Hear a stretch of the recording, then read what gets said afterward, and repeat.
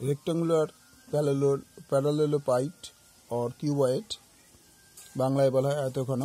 For class 10 exercise 4 question number 5, serial number 963। আমাদের বকুলতলা গ্রামে 2 metre চওড়া এবং 8 ডেসিমিটার গভীর একটি খাল কাটা হয়েছে।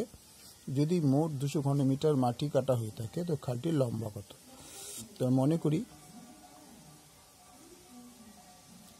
করি খালটির লম্বা ইকুয়াল টু x মিটার। আচ্ছা, এবার খালটির চওড়া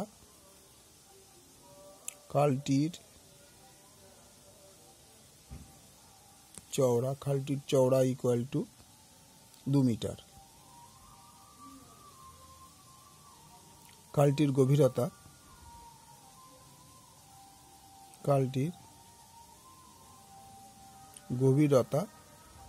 8 ডেসিমিটার।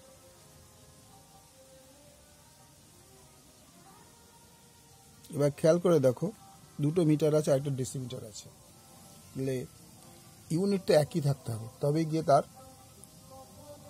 আয়তনটা বেরিয়ে যাবে। তাহলে ডেসিমিটারকে আমার মিটার নিতে হবে, যেন kilo hectare decametre deci centi. তার মানে কি, ডেসিমিটার মানে আমাকে একে 10 দিয়ে ভাগ করতে হবে। Kilo hectare decametre deci centi, তাহলে কি মিটারে পড়ে ডেসি। তাহলে তোমার এই মিটার নিতে গেলে 8 দিয়ে 10 দিয়ে ভাগ করে দিতে হবে, তাহলে 0.8 মিটার। তাহলে তিনটে একই ইউনিট হলো। তাহলে আমরা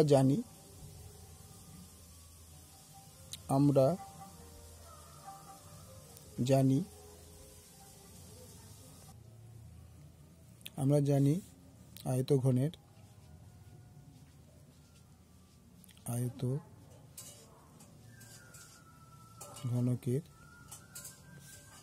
আয়তন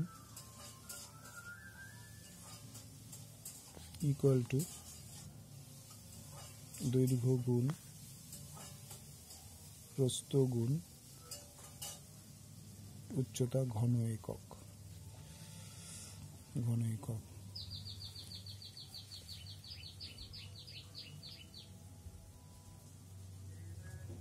আর যে খালটা বকুলতলা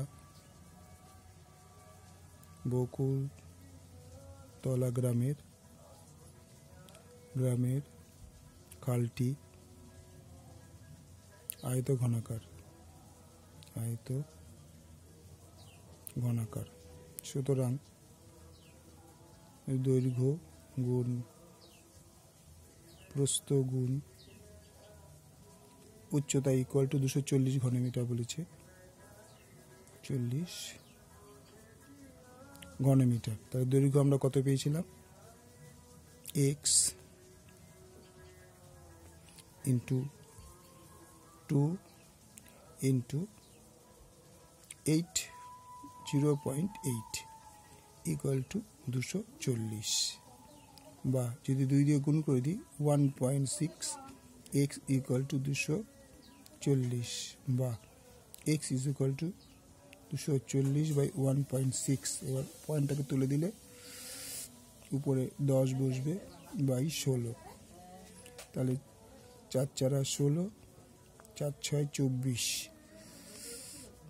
2 দুগুণে 4, 30 দুগুণে 60, 5 দুগুণে 10 ইকুয়াল টু 150 মিটার। সুতরাং খালটির লম্বা